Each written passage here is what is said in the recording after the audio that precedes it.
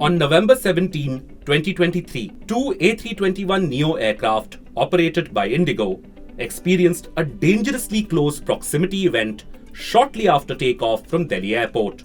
The Aircraft Accident Investigation Bureau, in its preliminary report, said at the time of the closest vertical separation, which was 400 feet, the lateral separation was 1.2 nautical miles. According to regulations, to avoid a breach of separation, aircraft in flight must maintain a vertical distance of at least 1,000 feet and a lateral distance of a minimum of 5 nautical miles between them.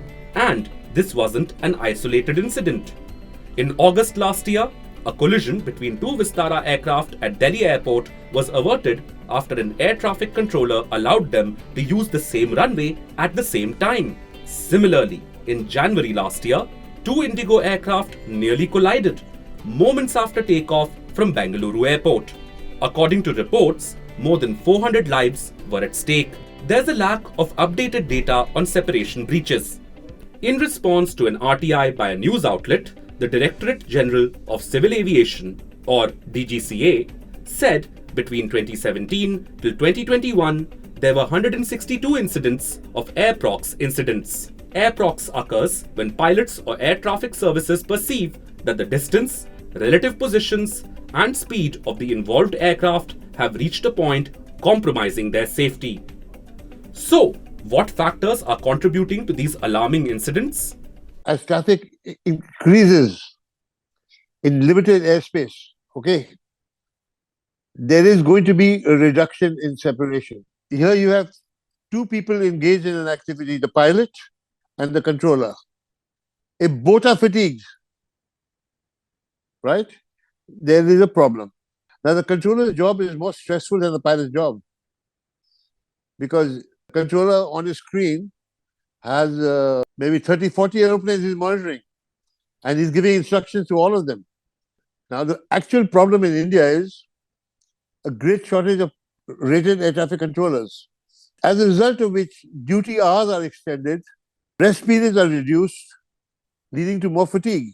Now, if you put a controller in a highly congested area on the screen for a longer period of time, he will make mistakes.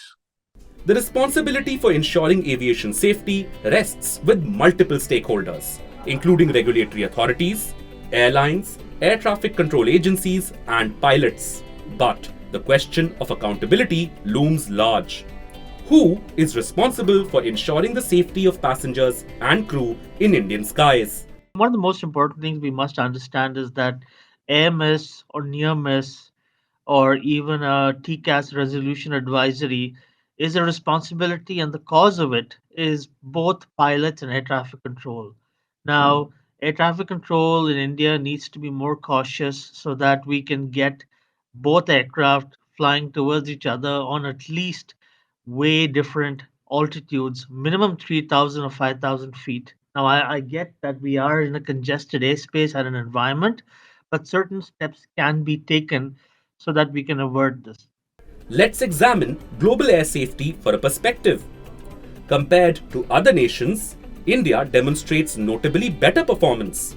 Concerns about airspace safety in the United States have risen, with around 300 near collisions reported in 2023. The issues cited include understaffed air traffic control and outdated technology, according to a New York Times report. However, in India, experts believe that one primary concern is the increasingly congested airspace, especially due to the rapid expansion of air traffic post-pandemic. In 2023, India's domestic air passenger traffic hit a record high of 152 million passengers, beating the previous record of 144 million passengers in 2019. For 2024, the forecasts show that with a reasonable 10% growth, the domestic air traffic would reach 167 million.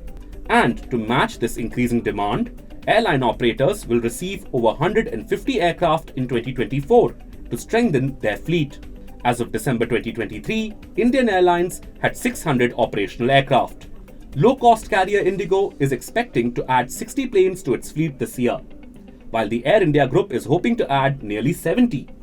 most of which will go to its low-cost subsidiary Air India Express. Akasa Air, which is set for expanding internationally, will add around 16 planes, taking its total fleet size to 38.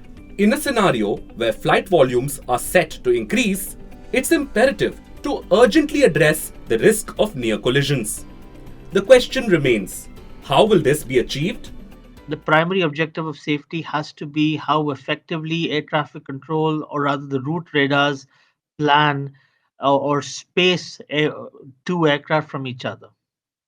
There are already enough onboard safety systems, including TCAS or traffic collision avoidance system, where the system talks to both aircraft and can offer support, which is resolution advisory, so that you can take different headings and turn, or they can automatically communicate with each other and put one in a turn and one on the turn on the other side, so that you avoid each other completely. So while there are backups in the systems, but these backup systems should not be the primary objective of safety. While Indian Airlines experience far less near collision events compared to the US, experts suspect that some of it also has to do with how many of these incidents go unreported here. In the absence of enough data, establishing a pattern in such incidents remains a hard task. But the fact remains, understaffing in air traffic control is leading to employee fatigue and errors. Vigilance and rectification are crucial, as even a single near-miss incident could lead to a catastrophic aviation disaster. If you like this video, share it and subscribe to Business Standard. For more news, views and insights, log on to www.business-standard.com. Do also follow us on YouTube, Twitter, Facebook, Instagram, Telegram and LinkedIn. He's making plans for an early retirement. Business Standard.